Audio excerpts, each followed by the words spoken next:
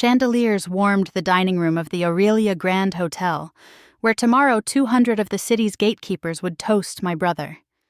I sat at the far end, quiet while my family debated napkin folds, escort lists, and which judge liked Burgundy. The joke, my secret, glowed brighter than the lights. They had no idea who owned the room they were preening in. "Nadia, darling," Aunt Lorna cooed, a knife wrapped in velvet. "You've barely said a word. Surely you're thrilled. Daniel's wedding will be all anyone talks about." 23 faces turned toward me. Couture, diamonds, contempt. I wore a black dress and a watch. To them, I was the family misfire. The 29-year-old with the vague marketing job, the shoebox apartment, the 7-year-old hatchback. "I'm happy for Daniel and Chloe," I said, sipping water while they worked through champagne worth more than my rent. Daniel, gleaming in a tux, grinned. "So, Nad, what'd you get us? Don't say a handmade coupon book." Polite laughter rolled. My mother smiled despite herself. Cousin Ethan said, "Please tell me it's not another photo album." "Maybe just a card," I said. The room stalled. Even the pianist lost the melody. "A card?" Daniel's voice rang. "This is the Aurelia Grand. Chloe's parents pulled strings for this booking. We've got a 12-piece orchestra, imported peonies, a cake by the governor's pastry chef. A card doesn't live in our world." "You're right," I said, standing. "It doesn't." I stepped away and dialed a number I could punch in asleep. When Victor Hale answered, I kept my voice level. "Hi, Victor. Yes, it's Nadia Ellison. We need to cancel tomorrow's Henderson wedding. All of it. Please cite owner directive."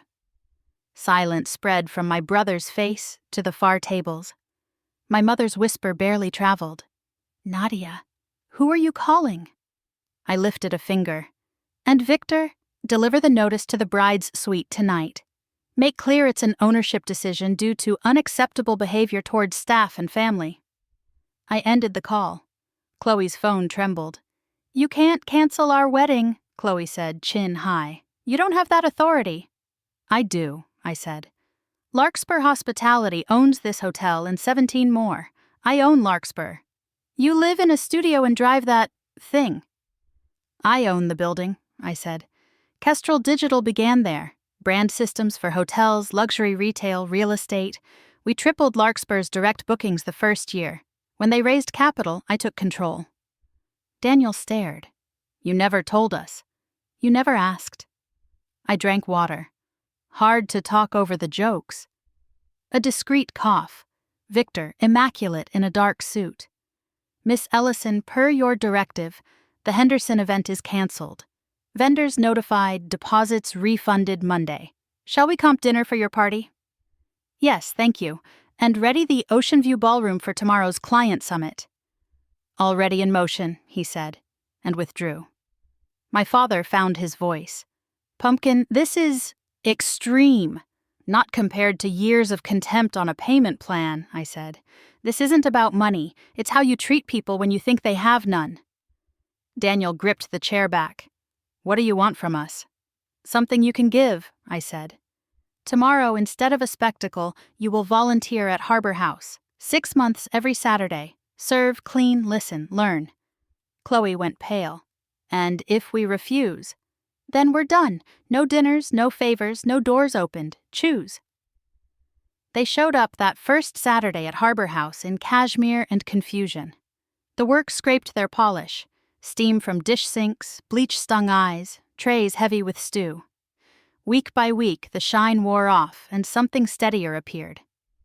My father built a resume clinic. Aunt Lorna learned to listen without offering fixes. Ethan organized the pantry like a trial binder. Daniel and Chloe married, St. Brigid's, 28 guests, sheet cake in the parish hall. Months later, they returned to Harbor House with their bouquet budget turned into winter coats. By then, the Aurelia gossip had gone stale. The lesson hadn't. 6 months on, our family dinner happened in the shelter cafeteria. We ladled soup and wiped tables. Daniel came over, quieter than I'd ever seen him. "I owe you an apology," he said.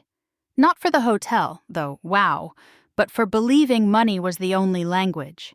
You spoke and I refused to hear." What did you hear instead? I asked. That power is leverage, he said, nodding toward the line, but dignity is currency. I believed in interest on changed behavior. Take a honeymoon, I said. Use my cottage in Umbria. Keys, driver, 2 weeks. Chloe blinked. Are you sure? I am, I said. Call it Restitution with views. By the service doors, Victor found me. Client summit was a triumph, he said.